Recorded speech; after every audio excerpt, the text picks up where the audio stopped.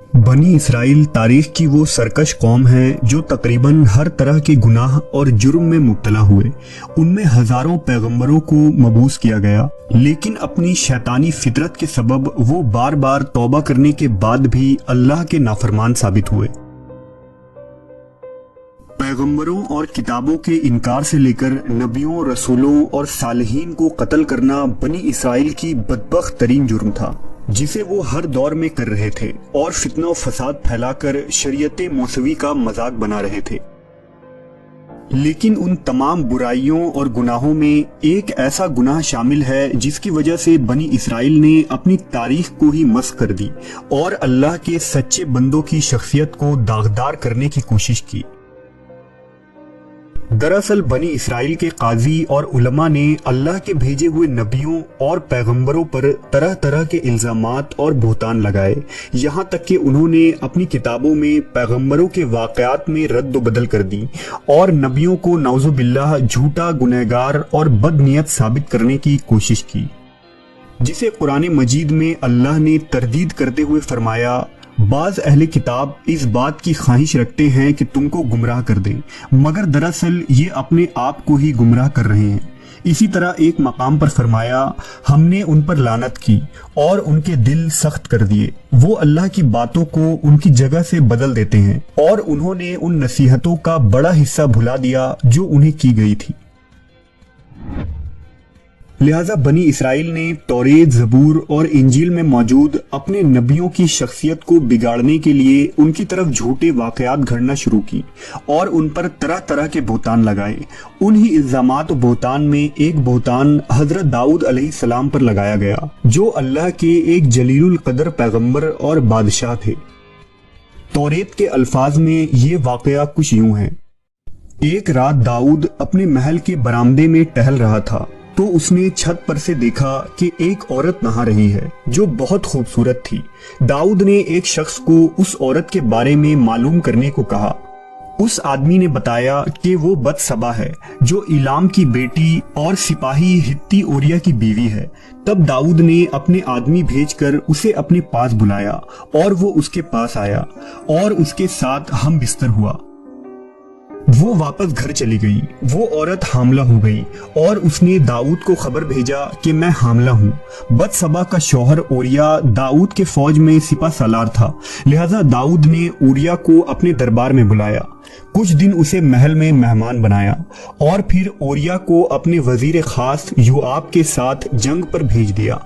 جب یوآب اوریا کے ساتھ جنگی محاذ پر پہنچا تو داؤد نے یوآب کو ایک خط لکھا کہ اوریا کو جنگ میں ایسی جگہ پر رکھنا جہاں موت کا زیادہ سے زیادہ خطرہ ہو۔ چنانچہ یوآب نے اوریا کو فصیل شہر کے بیچوں بیچ تعینات کر دیا جہاں حملے کا سب سے زیادہ خطرہ تھا، جبکہ اوریا کو اس سے قبل جنگ کا کچھ خاص تجربہ نہ تھا۔ صبح ہوتے ہی دشمن کی فوج شہر سے باہر آ گئی اور جنگ کی شروعات ہوئی۔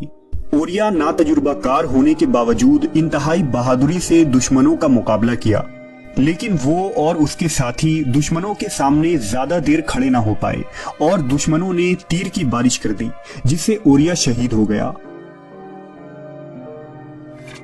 جب اوریا کے مرنے کی خبر یروشلم پہنچی تو بتسبا ماتم کرنے لگی اور سوگ میں بیٹھ گئی، اور جیسے ہی سوگ کے دن پورے ہوئے تو داؤد نے بتسبا کو اپنے گھر بلایا اور اس سے شادی کر لی۔ کچھ عرصے بعد اس نے ایک لڑکے کو بھی جنم دیا، لیکن داؤد کا یہ کام خداوند خدا کی نظر میں برا تھا۔ باب شموئیل کے مطابق داؤد کے اس گناہ پر خداوند خدا نے اسے سزا دینے کا فیصلہ کیا۔ ان دنوں ناتن نبی جو یروشلم میں تھے وہ خداوند کے پیغام کو لے کر داؤد کے پاس آئے اور داؤد سے کہا کہ خداوند کہتا ہے کہ میں نے تجھے مقام و منصب عطا کی، تجھے یروشلم کا بادشاہ بنایا، تب بھی تو نے یہ گناہ کیا۔ میں تو تجھے اور بہت کچھ دینے والا تھا، لیکن تو نے خداوند کی نافرمانی کر کے یہ برا کام کیا۔ تو نے ایک شخص کو مروایا، اس لیے میں عذاب تیرے گھر میں ڈالوں گا۔ کچھ دنوں بعد بتسبا سے داؤد کا پہلا لڑکا پیدا ہوا تو وہ ایک بیماری میں مبتلا ہو گیا اور کچھ ہی دنوں میں وہ مر گیا۔ اس بچے کی موت سے داؤد سمجھ گیا کہ خدا اس سے ناراض ہے اور یہ اس عمل کا انجام ہے جو اس نے ماضی میں کیے تھے۔ بچے کی موت کے بعد داؤد نے روزہ رکھا اور خداوند کے سامنے سجدے میں گر پڑا۔ وہ پچھتا رہا تھا اور خداوند سے معافیا مانگنے لگا۔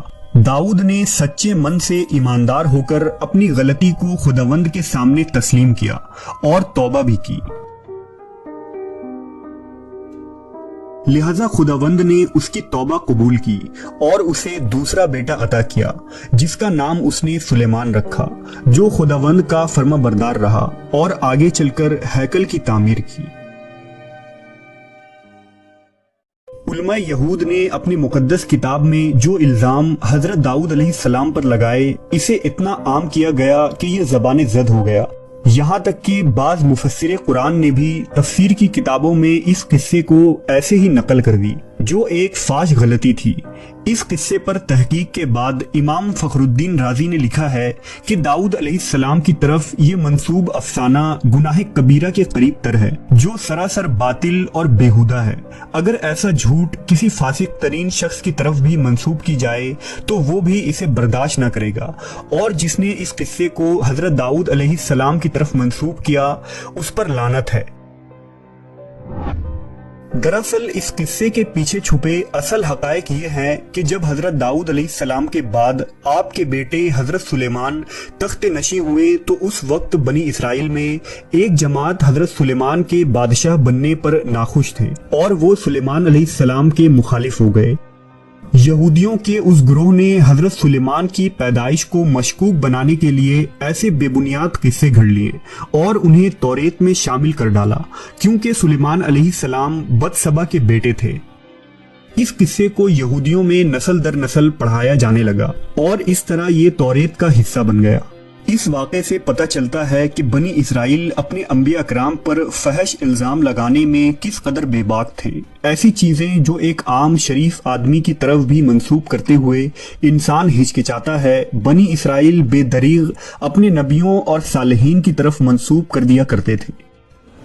جب حضرت محمد صلی اللہ علیہ وسلم پر قرآن مجید نازل ہوئی تو اللہ نے اس من گھڑت اور بیہودہ قصے کی تردید کرتے ہوئے قرآن میں آیات نازل فرمائی، جو کچھ یوں ہیں: اور ہمارے بندے داؤد کو یاد کرو جو بڑا طاقتور تھا، بے شک وہ رجوع کرنے والا تھا۔ بے شک ہم نے پہاڑوں کو اس کے تابع کر دیا تھا کہ وہ شام اور صبح کو تسبیح کرتے تھے۔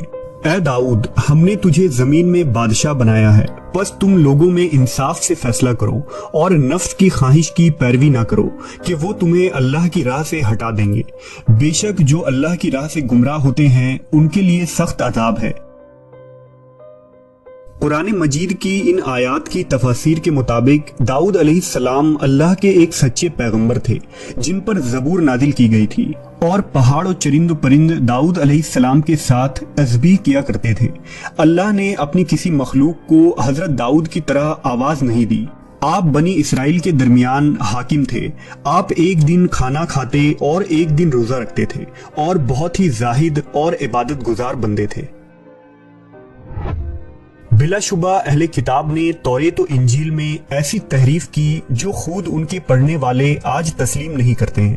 وہیں قرآن کریم رہتی دنیا تک کے لیے کتاب ہدایت ہے جو ہر قسم کی رد و بدل اور تحریف سے پاک ہے اور قیامت تک کے لیے انسانوں کے لیے ہدایت و نور کا سرچشمہ ہے۔